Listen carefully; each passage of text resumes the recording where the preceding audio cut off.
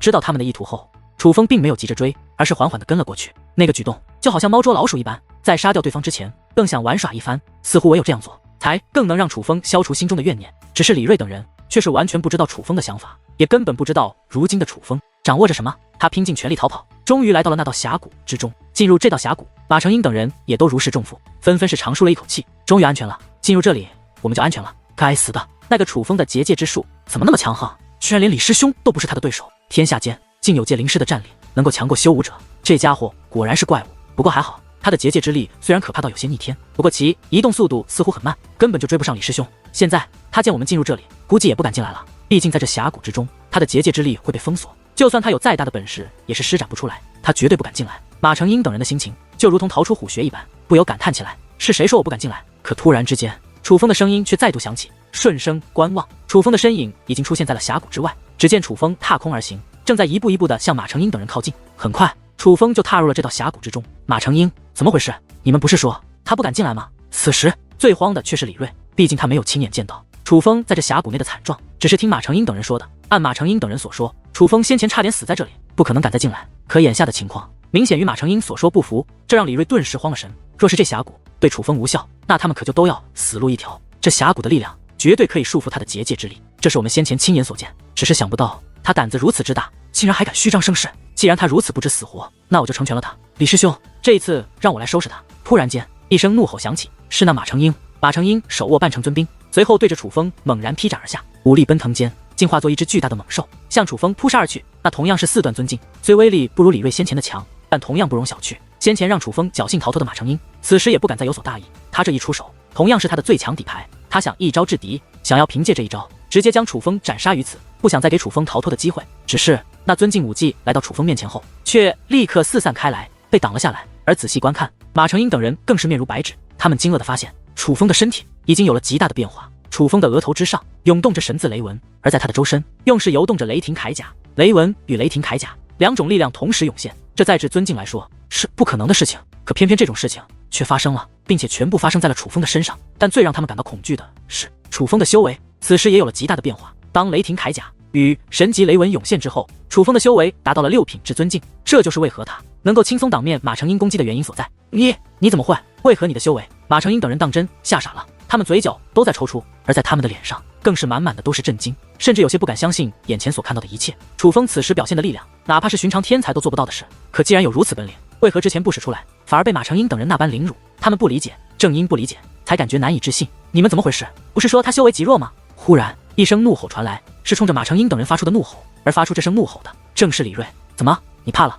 楚风笑眯眯地看着李锐，不过没想到的是，楚风此话一出，那李锐竟冷哼一声，怕？哼，不仅不怕，老子还很兴奋。你的界灵之术的确强横，我承认我不是你的对手，但若是比拼武力，我还真就不怕你。李锐对楚风说道。虽说楚风能同时施展出神级雷纹、雷霆铠甲2种手段，这样的手段得却惊为天人，就连他也被楚风的手段吓到了。可哪怕楚风使用2种提升修为的手段后，修为也只是与他一样，达到6品至尊境而已。同为6品至尊，李锐并不觉得他会输。当李锐表现出强势的态度后，原本已经被吓破了胆的马成英等人倒也是稍微好转了一些。是啊，虽然楚风的结界之术的确强横，可若比拼武力，那李锐可未必会输。毕竟李锐的战力他们是清楚的，同境界之下，李锐似乎还从来没有败过。李锐的战力极为强大。枪，李锐手中的长剑一转，其气息再度增强，那不仅仅是半成尊兵的战力，还有其他力量。禁药，不知何时李锐吞服了禁药，难怪他有如此底气。禁药的力量之下，李锐的战力无疑变得更强。他周身有紫色气焰萦绕，整个人的气息都有了变化，杀气萦绕，宛如恶魔降临。看到此时李锐的状态，马成英等人信心倍增，甚至忍不住感叹，还好李锐是友军，否则他们此时必然极为慌乱。因为眼下李锐的状态还真是有些吓人。不过令他们有些意外的是，明明李锐的状态已是如此恐怖，甚至其战力已经无限接近7品至尊，但楚风却是丝毫不惧，反而在其嘴角再度涌现出一妈上翘的弧度。突然间，楚风身上光芒流转，紧接着空间震颤，随后4只巨兽的虚影隐隐而现，强大而神圣的气息更是自楚风体内弥漫。而与此同时，楚风的修为再度变化，楚风的修为再度提升，从6品至尊境提升到了7品至尊境的地步。天哪，怎么会这样？那气息的感觉不是天赐神力的力量吗？难道说你还掌握着天赐神力？不可能，这不可能，怎么可能有人做得到这种事情？马成英等人目瞪口呆，一个个的脸都吓绿了。尽管一个个说着这不可能，可他们知道那就是天赐神力，他们都能感受得到那自楚风体内而出的强大力量，就是天赐神力无疑。可是这不应该啊！一个拥有天级血脉的人，怎么可能同时掌握天赐神力？莫说马成英等人，就连李锐也是傻眼了。面对6品至尊境的楚风，他本并不惧的，尤其是吞服禁药之后，他甚至觉得胜局已定，他定然可以战胜楚风。可现在楚风的修为竟然再度提升，达到了7品至尊，并且还是用天赐神力提升的修为。一个修武者同时掌握天赐神力和天级血脉2种力量，并且2种力量竟都可以提升修为，这还是人吗？这根本不是人类能做到的事情啊！怪物，他面对的对手根本就不是人，而是一个怪物啊！这叫他如何是好？绝望。此时李锐等人都很绝望，他们不知该如何战胜眼前这个男人。可就在李锐等人已经被吓破了胆，已经要不战而败的时候，诡异的一幕发生了。楚风身上的4项神力开始消散，紧接着雷霆铠甲消散，随后神级雷纹也开始消散。当这些力量消散之后，楚风的修为也是开始下落，7品至尊、6品至尊、5品至尊，终于楚风的修为回落到了4品至尊的真实境界。这发生了什么事？亲眼看到楚风修为提升后，又亲眼看到楚风修为回落，这让李锐、马成英等人皆是满眼的迷茫。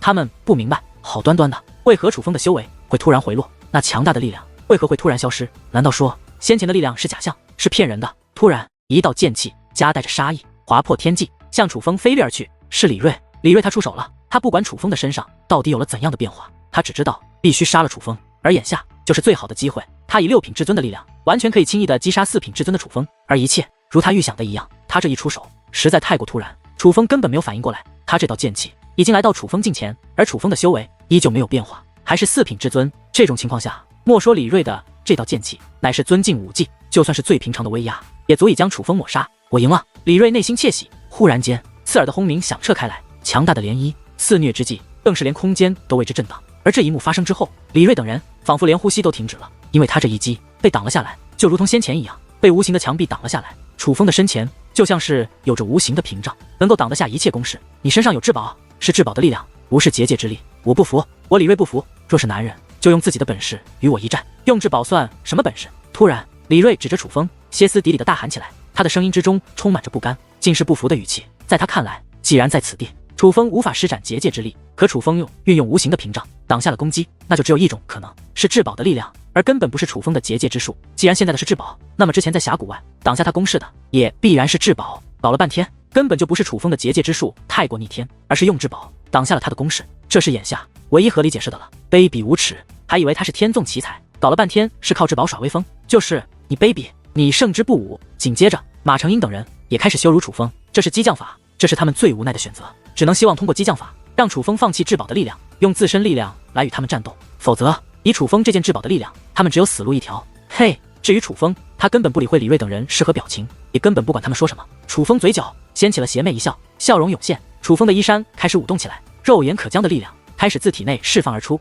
看到那力量之后，李锐和马成英等人皆是如同受到了极大的打击一般，一时之间，他们皆是瞠目结舌，张着大嘴说不出话来，唯有颤抖的身躯、闪烁的目光，竟是彰显着他们无法克制的恐惧。他们看得出来，那自楚风体内释放而出的乃是结界之力，强大的结界之力，散发着堪比6品至尊的气息。可是这乃是在峡谷之内啊，这峡谷之内不是可以封锁结界之力的吗？为何他的结界之力又能释放而出？难道说……想到这里，马成英顿时心如死灰。他知道了，难怪楚风敢进入此处，难怪楚风7品至尊的力量会突然消失。楚风挡下李锐攻击的根本不是凭借至宝，楚风提升到7品至尊的修为也并非消失的莫名其妙，一切都是楚风故意的，都是楚风故意为之。因为楚风已经可以无视这峡谷内的力量，他的结界之术已经不受影响，他是故意收回武力，就是想向他们展示自己的结界之术。天地之间，鬼哭狼嚎，原来是楚风释放的结界之力从气焰化作了生命，只是那些生命体却个个面容狰狞，那皆是人形妖物的模样，宛如地狱爬出来的恶鬼。他们手握奇怪的兵刃，那是折磨人的刑具。最可怕的是，而如同这样的人形妖物足有上万只，可上万只人形妖物手中的刑具竟然各不相同。大人，我们知错了，饶恕过我们吧。大人，请您饶了我们吧，我们好歹是飞花斋的弟子啊，您若真的杀了我们，飞花斋也绝对不会放过你的。突然，有人承受不住恐惧，开始向楚风求饶，就连马成英也跪在了半空之上，一边狠狠地打自己，一边向楚风道歉认错，希望楚风能够饶过他们。可谁曾想，看着那哭天抹泪、哀嚎连连的马成英等人，楚风的笑容反而变得越发邪魅，他的眼中没有一丝怜悯。我之前就说过了，你们最好杀了我，否则你们的下场绝不会好过。楚风此话落下，那上万只妖物便手握刑具向李锐等人围攻而去。李锐等人在楚风的威压束缚下，根本想逃都逃不掉，如同站板上的鱼肉，只能任其宰割。一时之间，鲜血溅起，血肉横飞，痛不欲生的凄厉之音更是响彻不断。比马成英等人先前对楚风所用手段还要残忍的刑罚，正在此时上演。这里哪里还是一座可以封锁结界之术的峡谷？这里俨然已经化作了人间炼狱，惩罚着那罪恶多端的马成英等人。不过那凄厉的惨叫只在这峡谷之内回荡，峡谷之外连一丝声音都听不到。楚风的结界之术已经将此地封锁，所以没有人会发现这里发生的一切。马成英等人根本就盼不到解救他们的人，这让他们感到痛不欲生的酷刑才刚刚开始。之前楚风就说过，最好杀了他，不然马成英等人的下场绝不会好过。其实早在当时，马成英等人就已经怕了，看着那被他们折磨的血肉模糊、已经不成人样的楚风，却连一声哀嚎都不曾发出，反而眼中尽是凶狠，这让他们感受到了恐惧。当时就已经意识到，他们可能已经得罪了一个可怕的家伙，所以那个时候他们才动了杀心，并且也是当真出手，想将楚风铲除。只是他们失败了，失败之后，他们更是后怕，害怕楚风报复，这才冒险向太上长老大人求助。可当眼前这一幕真的发生，当楚风的报复真的降临到他们身上，当他们感受到那刑罚带给他们从未有过的痛楚时，他们还是后悔了。不是后悔当时没有成功杀了楚风，而是后悔从一开始就不该得罪楚风，招惹这样一个可怕之人的下场，是他们之前都没有想象到的。只是当这一切来临的时候，他们根本没有后悔药可吃，能做的只有求死。对，是求死。杀了我吧，你杀了我吧，求求你了，我知错了，你杀了我吧，畜生，我叫你杀了我，你听不见吗？马成英等人用仅剩的力气对楚风嘶吼着，他们已经奢望楚风放过他们，酷刑之下，他们只想解脱，宁愿死去。但任凭他们如何祈求，甚至咒骂楚风，想尽办法让楚风杀了他们，楚风都不为所动。看着马成英等人的模样，楚风没有怜悯，只觉得可笑。在楚风看来，他们此时的惨状乃是罪有应得，这感觉。可忽然，楚风神色变幻，他感觉到了变化，是那追踪罗盘的变化。拿出罗盘，罗盘果然有了反应，这一次的反应还很强烈。那天地奇物似乎距离楚风不是很远，否则罗盘不会有如此强烈的反应。该不会这妖巧，那魔物就躲在附近吧？现在终于按耐不住，暴露行踪了吗？虽然不知为何会突然有这种变化，但楚风却深知追踪那天地奇物才是他如今最重要的事情。于是楚风决定离开，去追踪那天地奇物。但离开之前，楚风却看向了马成英等人，邪魅的笑道：“你们不是想死吗？那我就大发慈悲，成全你们。”楚风说完此话，意念转动，此地的阵法便随之变化。那妖兽手中的刑具变得更加凶狠，不断的刺入马成英等人的体内，破其皮，斩其肉，断其骨，灭其魂。而这峡谷之内回荡的惨叫则是越发刺耳。很快便有人承受着残忍的酷刑，灵魂俱灭，失去意识，彻底死去，并且这种情况不断发生，不断有人死在这峡谷之中。至于楚风，他只是加强了阵法的力量而已。做完这一切，楚风便离开了此地。而当楚风离开这山脉之后，虽然他布置的阵法还在，但他掌控的主阵法力量则发生了变化。没有了楚风的操控之后，山脉内的阵法力量开始恢复原样。很快，被楚风欺骗的飞花斋太上长老等人便开始发现，那天地奇物竟然消失不见，主阵法更是产生了极大的变化。眼见情况不对，他们便同时冲出阵眼，向主阵法的方向赶去，想要查探出究竟。只是还未来到主阵法，刚刚经过那道峡谷，他们便被峡谷内的一幕惊到了。这峡谷之内简直就是人间炼狱，扑面而来的血腥气息不过是简单的前戏而已，真正的重头戏乃是此地的场面。飞花斋的弟子们皆是血肉模糊，极为凄惨，大多数人已经死去了，只有极少数人还活着，但活着的人早已经成为了废人，修为被废除得干干净净，这辈子都不可能再修复，就连灵魂都被弄得残缺，就算活着也是残缺之人。而这活着的人之中，就恰好有马成英和李锐等人，飞花斋内较为优秀的弟子。李锐，这是怎么了？你怎么会变成这个样子？是谁做的？这是谁做的？太上长老直奔李锐而来，这可是他心爱的闭门弟子啊！师尊，是那个楚风。李锐的声音很是虚弱，看到自己的师尊，更是流下了泪水。正所谓男儿有泪不轻弹，只因未到伤心处。但李锐此时何止是伤心啊，他知道他这一辈子都毁了，他的前程已毁。看着自己的徒儿先前离开自己时还意气风发，转眼间已经变成了这个模样，这让太上长老很是心疼。最让这位太上长老心疼的是，自己的这位弟子眼下已是面目全非，泪水流下也是与血水混在一起。楚风，我不管你是谁，我定将你碎尸万段，将你扒皮抽筋！太上长老的咆哮将这悬崖的震得都崩裂开来。越来越多的飞花斋长老与弟子赶到此处，看到这一幕却都不敢多说一嘴，他们都能感受到这位太上长老的愤怒，也都知道事情的严重性，这种时候还是少说话为妙。那是谁啊？忽然有人指向悬崖的另一端，自主阵法的方向有人影漂浮而来，那不像是御空而行，因为那个人乃是躺着过来的，是有阵法的力量拖着他飞过来的。看到那位，许多人都是一惊，那位的模样十分凄惨，肌肤已经变成焦炭，明显是经过烈焰焚烧才变成了这个模样。但他的凄惨哪怕比之李锐和马成英等人也是有过之而无不及，这绝对也是经历了酷刑折磨的人啊！是克钦长老。很快有人认出了那位来者，尽管他面目全非，但还是可以通过微弱的气息分辨出他的身份。那来者不是别人，正是负责掌控主阵法的克钦长老。原来当楚风离开此处之后，这位克钦长老重新掌管了主阵法的力量，这才逃过一劫。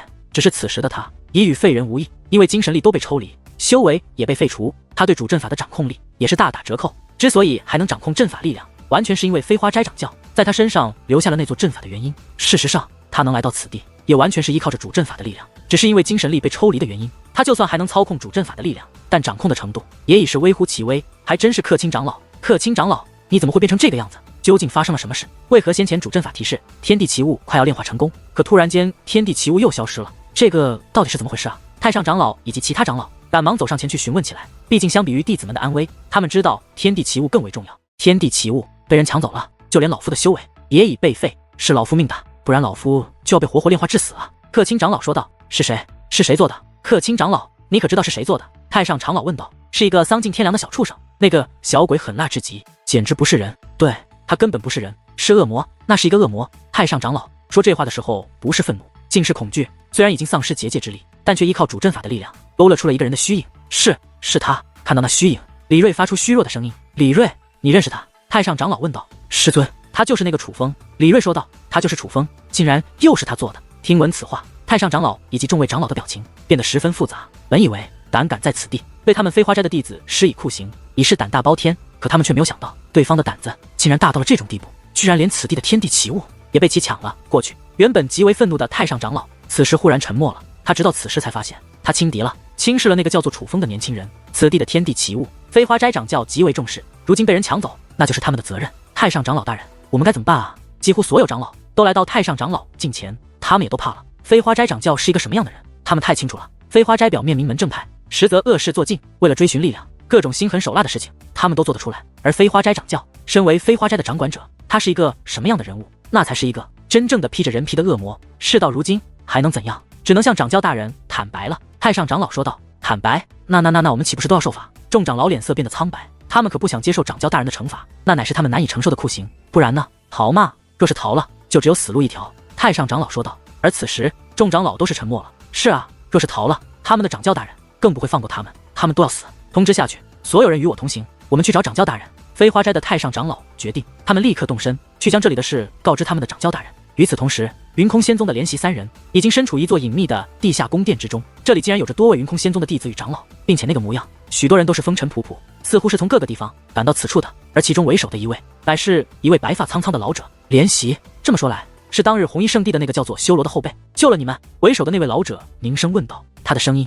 暴露了他的身份，他就是当日与莲习等人一同前往红衣圣地去找殷庄红，却始终没有露面的那位深不可测的强者。当日若不是他开口，不然莲习等人为难楚风他们，楚风就算没有死在莲习等人手中，必然也要身负重创。而他之所以这样问，乃是因为莲习等人已经将他们之前的经历告知了在场的这些人。公孙长老，我也很意外，没有想到他会救我，毕竟当日的我对他那般。话到此处，莲习竟然有些惭愧。其实哪怕先前他们被楚风的结界之术压迫，不得不说出殷庄红的事情时，他对楚风也是满含怨恨，是打算报复的。在他心中，楚风依旧是下等人，是蝼蚁一般的人物。可当楚风救了他们之后，一切都改变了，他对楚风的印象发生了极大的转变。他忽然觉得他错了，觉得他错看了楚风，于是开始后悔，后悔当日对楚风的无礼。当日只是觉得那个小鬼的戒灵之术很强，天赋不可小觑，却未能想到这小鬼竟如此有正义感，并且心胸如此豁达，连你也会救。当然，想必他也是看在殷庄红的面子上吧。不过这倒也能够说明殷庄红这丫头选择朋友的眼光还是很不错的。那位公孙长老笑了笑，从他的笑容可以看出，听闻莲习三人的遭遇，他对楚风的印象也是变得更好。公孙大人，就在此时，又有3道身影进入了此地，这3位乃是云空仙宗的长老，都回来了就好，把东西交给我吧。那位公孙长老说道。他此话一出，莲习取出了那个之前通过开启神秘之宝而得来的残缺之物，不仅仅是他，刚刚回来的3位长老以及在场的其他一些人，竟也都取出了同样的残缺之物。收取好这些残缺之物后，公孙长老竟也自乾坤袋内取出了残缺之物。突然间，那些残缺之物竟然自动拼凑起来，拼凑成了一个直径达10几米的圆盘，圆盘上符咒涌动，隐隐间神秘气息也是释放而出，但更为浓郁的却是那来自远古的气息。诸位辛苦你们了。看着这古铜罗盘，公孙长老眯起了双眼。公孙长老，那我们是成功了吗？见状，莲习等人也是很兴奋地问道。他们从圣光天河来了这么多人，就是要在同一时间，在不同的特殊之地将不同的残缺之物开启而出。虽然也有惊险，但最终他们还是成功了。若是眼下的便是他们想要得到的，那他们便完成了任务，这乃是大功一件的事情。还没有，不过你们的任务已经完成，你们可以回宗门领赏了。至于接下来的事情，就交给老夫吧。公孙长老说话间，将那完整的古铜罗盘收了起来。楚风一直根据追踪罗盘的提示，追寻着天地奇物的下落。楚风很急切，尽管上次凭借天师浮尘的力量楚风与那天地奇物交手，楚风占据了一些优势，可楚风总觉得天地奇物还有成长空间，若是他继续变强，也许就算有天师浮尘的力量，楚风也不是其对手了。还有一点更是让楚风不安，那就是天师浮尘乃是不可控的，他的力量虽强，但是否愿意帮助自己，全凭他自己的意愿。比如之前楚风被那克钦长老关入铜鼎之中炼化，天师浮尘就没有任何反应，若不是自己的结界血脉，楚风可能已经死了。所以楚风怕在遇到天地奇物时，天师浮尘不愿再帮助自己。这是一场没有底气的追捕，就像一只猛虎去猎捕一只妖兽，猛虎再强又怎能斗得过妖？可楚风没有办法，毕竟这是救他师尊的东西，楚风无论如何都要一试。眼下楚风来到了一座城池之中，这座城池很不简单，从外面看的时候就已经知道它的不简单。那贯穿天地的屏障，就连楚风也无可奈何。若是此城封闭，楚风根本就进不来。还好此城大门开启，任由人们随意进出。而进入城池之后，没有了结界屏障的阻挡，楚风更是能够清晰地看到这城池的情况。一望无尽的宫殿如海洋一般平铺在视线所及之处，这哪里是城池？说它是一个国度似乎更为贴切。而这城池之中更是到处都是身影，这些中的许多人原本不属于这座城池，他们来到此处乃是被一个盛世所吸引，那是关于结界之术比拼的盛世。武者也好，界灵师也好，比拼总是不可避免的事。老一辈会切磋，小一辈也会切磋，有的为宝物，有的为名声，有的只是单纯的一较高下。但在修武者的世界，这种事情就是会不停的发生。相同的事，甚至在同一时间，在全世界各个地方都在上演，都是一样的残酷，唯一不同的只是人物不同罢了。但楚风并不关心此地的盛世，他进入此地只是为了追捕天地奇物。可进入这里之后，楚风的追踪罗盘就没了反应。楚风觉得可能是这城池的缘故，于是楚风赶忙走出城池。果然，当楚风走出城池之后，这追踪罗盘就恢复正常。可恢复之后，罗盘仍指向城池。楚风开始以为其实天地奇物是在城池后面，于是费了不小的力气绕过了城池。来到了城池之后，可却发现罗盘还是对准城池。难道那个魔物躲到了这座城池之中？他该不会是要大开杀戒吧？还是已经化形成人，准备要以修武者的姿态从此在修武界生活下去？楚风怀揣着各种疑问，再度进入了城池。可进入城池之后，罗盘且再度失效。楚风反复尝试了许多次，结果都是一样的，只要他离开城池，罗盘就会恢复，指针依旧指向城池。可只要进入城池之中，追踪罗盘就会失效。楚风无法确定为何会这样，只能猜测是城池内有某种至宝，或者是强大的结界阵法影响了自己的追踪罗盘，这让楚风很是头疼。这城池太大了，而那天地奇物隐藏的本领本就极强，楚风凭借自己的本事将它找出来，简直难比登天。可就算再难，楚风也要试上一试。楚风本来并不关心关于那盛世的事情，他进入城池就是为了抓捕天地奇物，但人们的议论之音还是会映入楚风耳帘。楚风为利奥得到关于天地奇物的消息，也会去听他们在说什么。于是楚风开始知道，这场界灵师的盛世乃是一场小辈界灵师之前的一场切磋。准确来说，已不是小辈，因为这场盛世的年龄限制是300岁，也就是说300岁的界灵师同样可以参加这场盛世。没人知道为何是300岁的年龄，但其实300岁对于修武者来说也是极小极小的。毕竟许多修武者为了突破境界，闭关修炼就是几百年，300年的光阴根本不值一提。但有一件事却让楚风不得不谨慎起来，那就是有飞花斋的人也在这城池之中，并且在城池中的飞花斋之人还不是飞花斋的寻常长老，乃是飞花斋的掌教，还有飞花斋掌教的闭门大弟子赵玄和，并且赵玄和已经参加了这场盛世，如今正在与人比拼。听人们的议论，赵玄和还是获胜的热门。搞了半天，在那天地奇物炼化而成的重要时期，飞花斋长教和赵玄和二人都不去镇守，是来到这里参加这场界灵师的盛世了。从此倒是可以看得出，这场界灵师的盛世对于飞花斋长教以及赵玄和而言应该很是重要。接下来楚风似乎知道为何飞花斋长教赵玄和如此重视这次盛世了，多半是因为举办这场界灵师盛世的人，那是一个名为慧智大师的人。这慧智大师不是这个上界的人，也不是这片星域的人，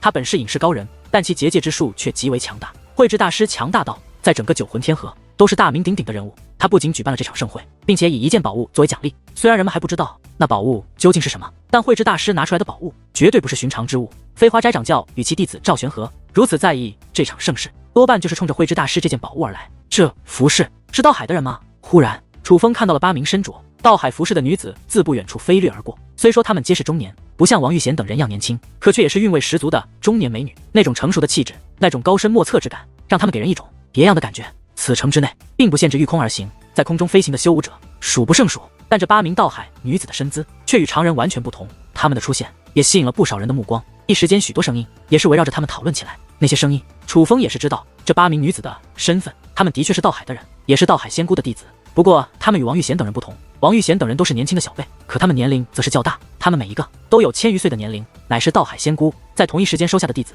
道海仙姑更是亲自为他们量身创下了一套剑阵，那剑阵不仅威力强大，据说施展起来更是美轮美奂。因此这8名女子还有着道海八剑仙的美誉。这道海八剑仙的出现，更是彰显出了这次盛世的不凡。可楚风的心思却不在此，他一心想要找到天地奇物。他听闻众人议论，也只是想得知天地奇物的消息。只是奈何，除了这盛世的消息之外，楚风听不到任何关于天地奇物的事，这让楚风很是头疼。我知道你在找什么，可忽然一道暗中传音映入楚风耳帘之中，是谁？楚风想要顺着那声音传来的方向寻找，却发现那声音传来之地乃是在这城池深处，距离楚风极远，远到楚风都无法用暗中传音与其沟通。可是这道暗中传音却让楚风觉得对方很不简单，那位似乎知道自己找寻天地奇物之事。于是楚风赶忙起身，顺着那声音传来的方向寻了过去。城池极大，但人群大多汇集于城池的繁华区域。楚风来到一片山林之中，山林之内鸟语花香，景色本就极美，再加上没有人烟，倒与城中吵闹的景象形成了鲜明的对比。若是常人从城中来到此处，必会感到内心忽然安静了下来。可楚风却恰恰相反，楚风的内心极为忐忑，因为那道声音的主人就在这山林之中。最终，楚风在山林中一座小湖泊边上找到了那位，那是一个穿着白色长袍的身影，头戴斗笠，斗笠上有白纱飘下，楚风无法看到其面容，甚至楚风无法辨别对方是男是女。不仅是身姿无法辨别，对方的声音也是经过特殊处理的，同样无法辨别。晚辈楚风拜见前辈。楚风飞落而下后，先是施以一礼。他觉得对方既然知道自己找天地奇物，那必然也就知道自己身份。对于这种高人，楚风必须以礼相待，也没必要隐瞒姓氏。我知道你叫楚风。果不其然，那位知道楚风的身份。前辈，您当真知道我在找什么？楚风问道，态度很是客气，甚至处于尊重，故意与其保持了一定距离。你所找的乃是一个危险之物。那位说道，前辈可否告知晚辈他在哪里？楚风问道，我可以告诉你他在哪里，但你必须先帮我做一件事。那位说道，请问前辈是何事？楚风问道，如今在这城内有一个我很想要的东西，你去帮我取来。那位说道，是何物？在哪里？楚风问道，是如今城内那场后备界灵师比拼的奖品，对于你而言应该手到擒来，只要你去帮我将其拿来，我就告诉你你所找的东西在何地。那位说道，其实此时楚风有很多好奇，他好奇这位的身份，他到底是谁，竟知道楚风的目的。楚风也有怀疑城内干扰追踪罗盘的力量可能就是眼前这位所为。可楚风都没有问出这些好奇之事，而是对其说道，前辈所言当真？自然当真。那位说道，可是前辈，我要如何相信您说的是真的？楚风问道。楚风此话刚落，那位的身影便忽然消失。当其再出现之时，已是来到楚风近前，且对方的手指按在了楚风的额头之上。这手指的力量非常柔软，可是当其触碰到楚风额头的那一刻，楚风便感觉自己坠入了无尽深渊。还好，那种可怕的感觉只是一瞬间便消失不见。楚风回到了现实，可却已是满头大汗，气喘吁吁。强，眼前的这位乃是一个强大到不可估量的存在，现在还有质疑吗？那位说道，前辈，您的修为如此厉害，为何不直接去将你想要的东西拿过来，反而要让晚辈去拿？楚风很是不解，对方的实力太强了，这种实力对于如今的楚风而言，宛如神灵一般的存在。楚风猜测，对方就算是武尊境，也绝对不是寻常的武尊境。武尊境强者，楚风也见过，甚至交手过，可从没有一个武尊境的强者能够带给楚风这样的压迫感。君子爱财，取之有道。况且那物的主人可没你想象的那么简单，想从他手中强抢，可不是理智的行为。那位说道，慧智大师吗？楚风从这位的话语之中听出，那慧智大师的实力似乎也同样非同小可。九魂天河的确比圣光天河要强。楚风来到九魂天河时间如此之短，莫说纵横各个星域，他其实只在这座上界停留了一些时间，可只是这座上界内，楚风所接触到的高手就已是如此之多。尤其是眼前这位，楚风觉得哪怕是圣光天河大名鼎鼎的龙氏族长，也绝对不是眼前这位的对手，甚至差距还很大。而九魂天河已是如此，那么七界天河又会如何？楚风再一次感受到了自己的渺小。前辈，我若拿到您想要的东西，在何地找您？楚风问道。楚风并非没有疑虑，他也并没有特别相信对方，只是楚风别无选择，只能按照对方说的去做。只要你拿到了，我自然就会去找你。那位说道。前辈，若是有人阻碍晚辈，前辈可否帮忙？楚风问道。若是要我帮忙，我还要你干嘛？我直接自己去抢不好吗？那位说道，语气有些不耐烦。前辈不要误会，那件宝物我会帮您拿到，只是此地有晚辈的仇人，若是他们阻碍晚辈拿到宝物，前辈可否帮一帮晚辈？楚风所说的仇人，自然就是飞花斋的人。楚风可是在前不久抢了飞花斋炼化已久的天地奇物，飞花斋的人必然不会善罢甘休。楚风不确定如今飞花斋掌教是否已经知道这件事，可楚风因为赵红被抓走的关系，又不敢隐藏真容。若真的飞花斋掌教已经知道了自己抢走了他辛辛苦苦炼化的天地奇物，而楚风又这样出现在他面前，无疑就是找死。原来是这样，那你放心，若是旁人阻挠，我不会见死不救的。那位说道。多谢前辈。前辈，那晚辈这就去了。听闻对方这样说，楚风也总算有了一些底气，于是便立刻动身。因为楚风之前已经听到了不少关于盛世的消息，眼下楚风已经知道这个盛世已经开始了，并且要不了多久就会结束。他若要参加，就必须立刻前往，并且现在楚风要参加，已经不能通过正常的比拼环节了，但楚风还是可以参加的。因为这场盛世从最开始就设立了2个参赛方法，第一种就是常规的比拼环节，层层比拼，胜者晋级，最终决一胜负。但除了第一种之外，还有一个较为快捷的方式，挑战死亡空间。这死亡空间乃是绘制大师亲自布下的一座阵法，只要通过这座阵法，就可以获得挑战资格，是直接挑战最终胜者的资格。当然，这个阵法也如名字一般，其中危险重重，若实力不济，等待的可就是死亡的命运。绘制大师之前就曾在其他地方布下过这死亡空间，起初有许多不信邪的人进入挑战，但能够活着出来的人都少之又少，就莫说挑战成功的人了。因此，死亡空间的威名早就传播开来。除非当真对自己的本领很是自信，否则还真没几个人敢挑战这死亡空间。但眼下来说，这死亡空间却是楚风唯一的机会。死亡空间的入口乃是一座结界门，就立于城池之中。结界门前汇集着不少人，他们都没有进入此地的打算，而是单纯在这里议论交谈。因为结界门不是很大，这些人汇集在此，将结界门围得水泄不通。诸位，可否让一让？楚风落下后，对众人说道：“你是谁啊？”众人看向楚风，不停地打量着。当发现并不认识楚风之后，许多人露出了不耐烦的神色。随后，这些人竟然不再搭理楚风，就如同没有听到楚风先前的话一般，更是没有人选择让开，依旧围在那里。我要挑战这死亡空间，诸位可否让一下？楚风再度说道。什么？你要挑战死亡空间？我没听错吧？这个人居然说他要挑战死亡空间！一时之间，嘲讽的笑声响彻不断。他们看向楚风的眼神充满轻蔑、讽刺，他们根本就不相信楚风会挑战死亡空间。眼见着对方仍不肯让开，楚风的眼中涌现出寒意。既然敬酒不吃罚酒，楚风决定成全他们。诸位，不要嘲笑一个有梦想的人。可就在此时，却忽然有一道声音响起。顺声观望，原来是一名中年男子。这名中年男子身高3米，身材壮硕，脸上还留着浓密的胡子。这是一个看上去非常有男人味的男人。虽然外表略显粗犷，可楚风却注意到他的眼神竟很是温柔。竟然是柳尚武，他竟然也来了。他可是成功挑战过这个死亡空间的男人啊，年仅159岁，已领悟龙变3重的天才界灵师。既然柳尚武来了，那么赵玄和这一次可就有对手了，有好戏看了呀！看到这名外表粗犷的中年男子，许多人赞叹不已。这位兄弟，当真是要挑战死亡空间？这柳尚武上前对楚风问道。是。楚风点了点头。为何要挑战死亡空间？柳尚武问道。其实本来没打算参加，我是临时起意，但正常的比拼环节已经结束，我现在若要参加，似乎只有这一个选择了。楚风回道。原来是这样，诸位，请给这位兄弟让一条路。柳尚武对众人说道。见状，那些原本挡在结界门前的人们当真是让开，尽管自己也有能力让这些人让路，可柳尚武的出面相助，还是让楚风在这冷冰冰的氛围中感受到了一丝暖意。多谢。道谢之后，楚风便直接进入了死亡空间之中。这死亡空间虽然名字听着骇人，可是踏入其中却发现此地其实美轮美奂。这里面真正能活动空间也不是很大，乃是一个山洞模样的地方，只是这里的岩壁皆是水晶一般，水晶闪烁着光芒，看上去令人心旷神怡。因为空间有限，便只能一路向前，而一路向前走去，倒也有着不少结界关卡拦住了楚风的去路。但对于楚风而言，这些结界关卡其实都不难，简直如同虚设一般，楚风可以轻而易举的就破开这些关卡。这死亡空间比楚风预想的要简单不少，但楚风的经验告诉楚风，眼前的简单很可能会是陷阱，所以不敢大意，而是始终谨慎前行，运用天眼仔细观察周围的环境。喂，丫头，你在吗？此时楚风刚刚破解了一座阵法，但目光却始终盯着这座已经被破开的阵法，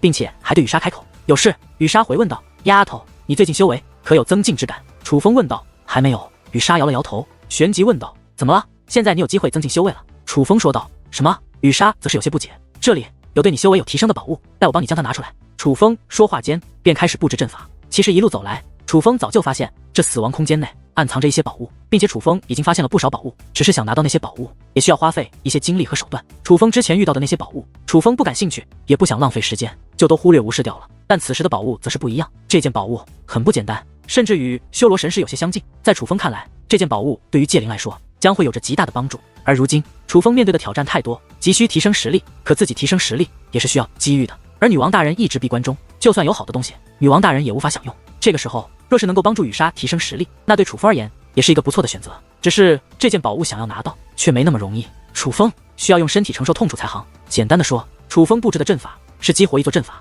用自己布置的阵法激活隐藏在此地真正的阵法，只要能够破开真正的阵法，就可以得到那件对界灵有帮助的宝物。但是破阵的方法却有些特殊，那阵法会给楚风带来痛楚，楚风只有经历痛楚的洗礼才能拿到那件宝物。这应该是绘制大师故意而为，是对界灵师和界灵友谊的考验。毕竟没有深厚的友谊，哪个界灵师会愿意为了界灵承受这样的痛苦，甚至冒着生命危险？阵法激活，恐怖的力量便翻腾而出，乃是如岩浆一般的物体，但却绝对不是岩浆那么简单。恐怖的热浪将周边的水晶石都烤得开始融化，但这还只是散发而出的热浪，真正恐怖的力量还是在那阵法之中。此时在楚风眼前的哪里还是阵法，这就是一个火山口，里面充斥着可以索命的岩浆。这就是你说的宝物。雨莎能与楚风共享视听，但他却发现不了楚风发现的东西，他还不知道为何会出现眼下的情况。但在他看来，这样的阵法显然与所谓的宝物无关。别急啊，丫头，你很快就会知道了。楚风说完此话，便纵身一跃，跳入了阵法之中。你干嘛？你疯了！见此一幕，雨莎大惊，他知道楚风是故意跳下去的，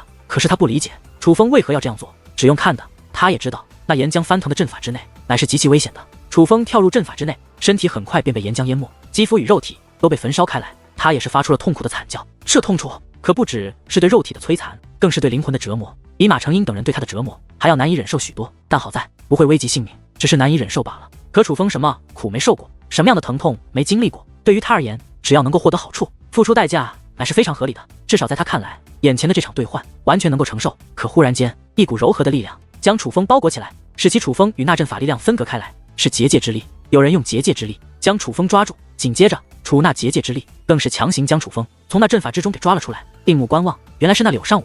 这位兄弟，你怎么样？将这颗丹药吞服而下，能解你浊体之苦。柳尚武将楚风从阵法之中拖拽而出后，便赶忙走到近前，不仅用阵法替楚风疗伤，还取出丹药递给楚风。楚风本来还很恼怒，毕竟自己已经承受了一会阵法带给他的痛楚，身体已经开始下坠，只要到达阵法底层就可以通过考验，将得到宝物。现在被人强行拽出来，等一下还要重新进入阵法，就算这个人在帮自己，也明显是在帮倒忙。只是看到这来者乃是柳尚武后，楚风那恼怒的情绪则是被压制了下来。毕竟楚风对柳尚武的印象还是不错的。我没事。楚风没有接受柳尚武递过来的丹药，而是运转结界之术为自己疗伤。再加上柳尚武的结界之术，他的伤势很快就恢复开来。毕竟那阵法只是带给楚风痛楚，并不会真的危及楚风性命，所以恢复起来也是不难。我的乖乖，你这结界之力，这位兄弟，原来你也掌握了龙变三重。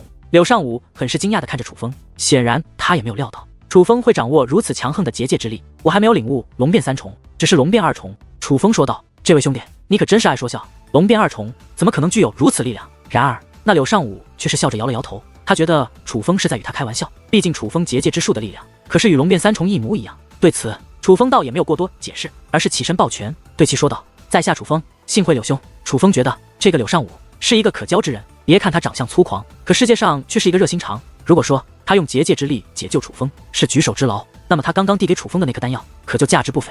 不过萍水相逢，却愿意将如此昂贵的丹药给陌生人服用，足以看出柳尚武的为人。在当代修武界，如柳尚武这样的人可是不多。在下柳尚武，幸会楚风兄弟。柳尚武也是很正式的对楚风抱了抱拳。随后柳尚武与楚风聊了一会，聊天的主要内容就是告知楚风在这死亡空间内要如何躲避危险，将自己的经验之谈全部告诉了楚风，这让楚风有些感动。明明自己与柳尚武乃是对手，可他却愿意这样帮自己，让楚风对他的印象越发的好。这种情况下，楚风也不忍再隐瞒柳尚武，而是如实将那阵法的情况告知了柳尚武，让柳尚武知道自己是故意跳入阵法。柳尚武不必为他担心。听过楚风的话后，柳尚武很是惊讶，赶忙走到那阵法近前，且运用强大的观察手段仔细观察那阵法。他观察良久之后，脸色忽然大变。楚风兄弟，你真是好眼力啊！这阵法已现，我都要费好大力气才能发现它里面藏着的宝物，你居然在阵法未现的情况下就能发现，看来你的结界之术还要在我之上啊！我若没猜测，你还是小辈吧？英雄出少年，真是英雄出少年啊！柳尚武感叹之时，也再度打量起楚风，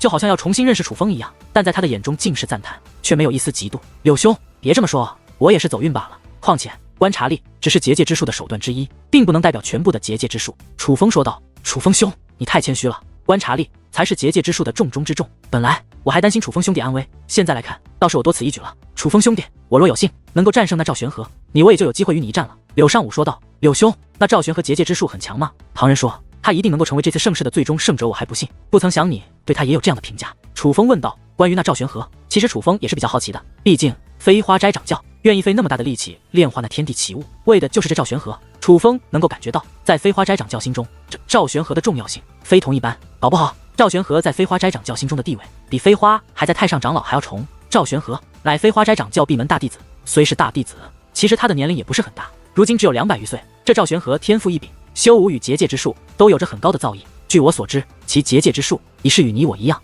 领悟了龙变之感第3重。至于修武方面，成就更为突出，已是8品至尊。只是话到此处，柳尚武欲言又止。柳兄，有什么不方便说的吗？楚风问道。没什么。柳尚武笑了笑。楚风兄弟，我就先告辞了，我在擂台上等你。话罢，柳尚武对楚风抱了抱拳，便转身离去。只是看着柳尚武离去的背影，楚风却若有所思。楚风能够感觉到，柳尚武与那赵玄和之间似乎有着非同一般的关系，但多半不是好的关系。柳尚武走后，楚风便准备再度挑战那阵法。等一下，可就在此时，那雨莎的声音却再度响起。只是雨莎的声音却有些复杂，他先前不懂楚风为何要跳入这阵法之中，可经过先前楚风与柳尚武的交谈，雨莎已经知道了楚风为何要那样做，其实为的乃是他。丫头，怎么了？舍不得我受苦？楚风笑眯眯地问道。我不想要这样的修炼资源，你也没必要让自己承受这种痛苦。雨莎说道。别误会啊，丫头，我这样做只是因为我想做，可不是为了讨好你。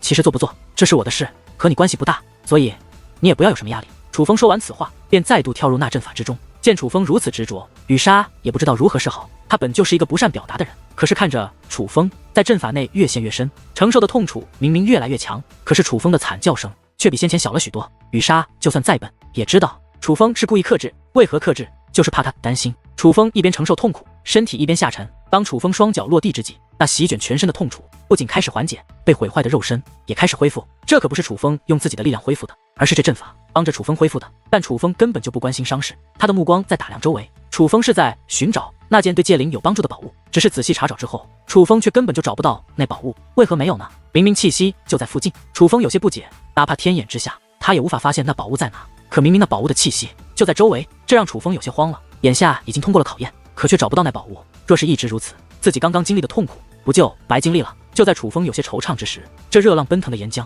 开始化作气焰，气焰交织在一起，最终化作了一块石头。这乃是一块不规则的石头，石头西瓜大小，有7种颜色，闪烁淡淡光滑的同时，还散发着极为浓郁的气息。这样的修炼资源极为少见，虽比不上修罗神石，但楚风相信这对雨莎而言也必然有着不小的帮助。楚风赶忙拿着这石头进入戒灵空间之中。丫头，怎么样？我这苦也算没有白受吧？我若没有猜错，这块石头应该能让你修为有所增进。楚风拿着那石头走到了雨莎面前，这是7界仙石，力量很强。雨莎说道。哟，你这丫头居然认得这石头的来历。楚风有些意外，想要进入这个世界就要有做戒灵的觉悟。来此之前，曾向前辈打听了你们这修5界的一些事，关于你们这个世界哪些东西对我有帮助，我也知晓一些。雨莎说道。原来是这样，收着吧。楚风将7界灵石递给了雨莎，内心也是越发高兴。既然雨莎知道这块石头，那么想必就更加清楚该如何使用它，那效果也必然更好。雨莎倒也没有矫情，而是接过了这块石头。毕竟她来到这里成为楚风的戒灵，也有着她的目的。她是为救她的小姐雪姬而来，但想要救雪姬，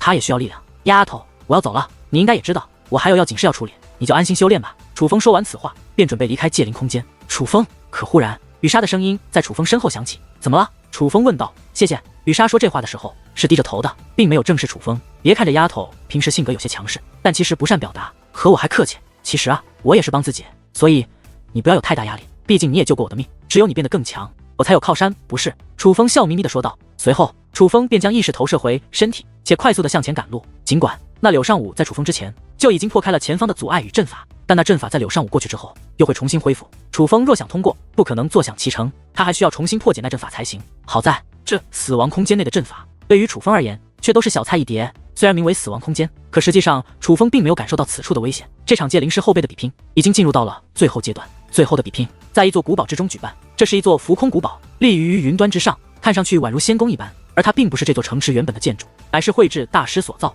并不是所有人都有资格进入这座古堡。除了这场比拼的最后几名外，都是有着一定身份的人才能进入此处，所以古堡之内的人并不多，总共也就几百人。可这几百人个个身份不凡，但众多身份不凡的人们聚集在一起，也还是有格外耀眼的人物，比如道海8剑仙外，这8位道海仙姑的弟子走到哪里都会吸来不少目光。他们不仅美貌，修为也皆是不凡，都是5尊境的高手。除了道海8剑仙外，还有着一位老者，也很引人注目。这位老者身材消瘦，但却面容慈祥，那一头白发如雪一般，一尘不染，再加上其不染凡尘的气质，使其看上去宛如久不出世的仙人一般。而他便是飞花斋掌教。当然，此地最耀眼的人物既不是飞花斋掌教，也不是道海8剑仙，而是一个衣着普通、头发凌乱的老头。他不仅看上去邋遢，他是真的邋遢，甚至他的身上还散发着臭味，那是多年不洗澡的味道。若是在其他地方，这些身份高贵的人们根本容不下这种人物，与他们身处同一屋檐下。可在这里，不仅没有人敢低看这个身穿黑衣的邋遢的老头，且都是对他敬畏有加，因为他便是这座古堡的主人，也是整个9魂天河最强的戒灵师之一，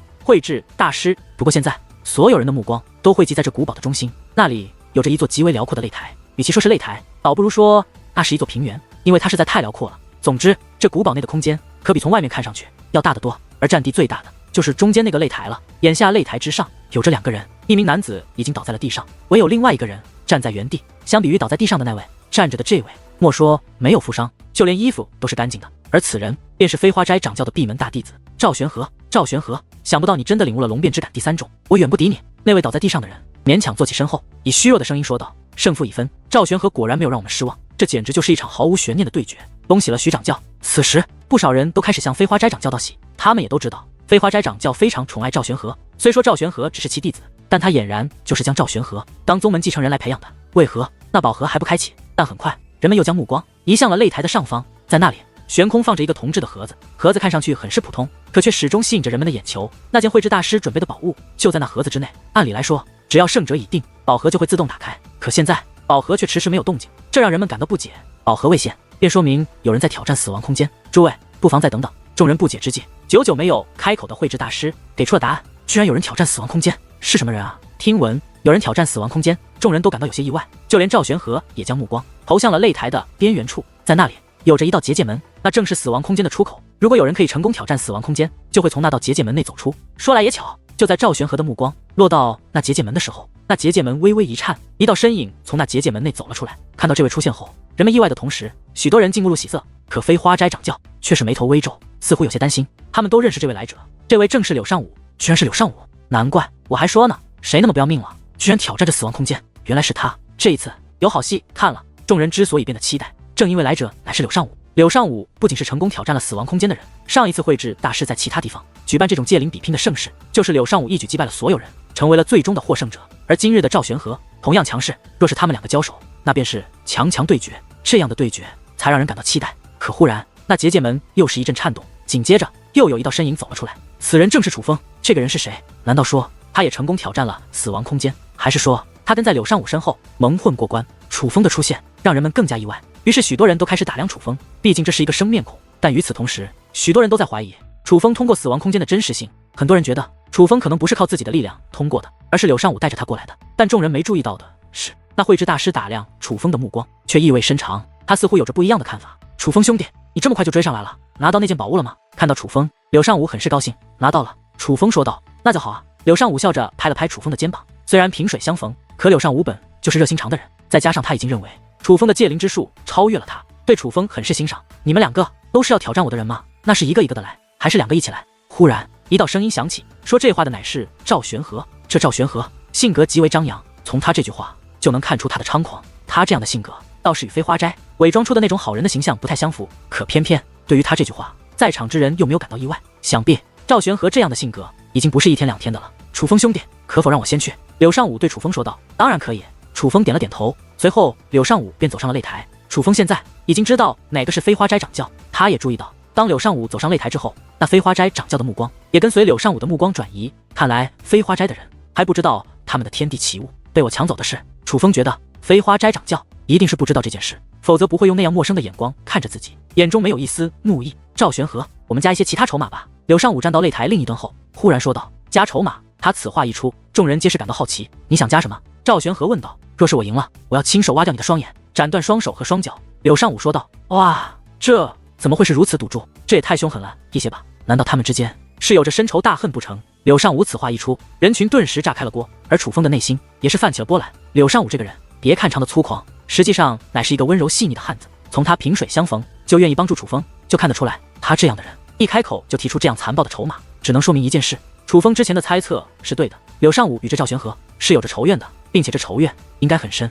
诸位，你们说对了，我与这赵玄和的确有着深仇大恨。就在此时，柳尚武则是对着众人开口，他这一句话也是验证了楚风的猜测。这赵玄和道貌岸然，别看他衣冠楚楚，像是正人君子，实则乃是一个恶事做尽的畜生。我表妹柳玉年仅19岁，在界灵之术方面有着极深的造诣，因缘际会下结识了这赵玄和，本将他当成好友相待，不成想这赵玄和竟对我表妹做出了丧尽天良、猪狗不如的举动。柳尚武话到此处，整个人变得很是激动，他的怒意已是如同火山喷发一般，自其体内不断喷发而出，所有人都还能够感受到他的怒意，而在场的人们皆是一语不发，他们都在等待着柳尚武继续说下去。他们也都想知道柳尚武的表妹究竟经历了什么。赵玄和这个畜生强行对我表妹做了不轨之事，只因在他行不轨之事的时候，我表妹抗拒之时抓伤了他的脸，他就兽性大发，挖掉了我表妹的双眼，斩断了我表妹的双手和双脚。不仅如此，他还将我表妹放到了炼化炉之中，以残忍的手段对其进行炼化。若不是被人及时发现，我表妹就会被活活炼化致死。话到此处，柳尚武的身体都颤抖起来，他的身上所散发的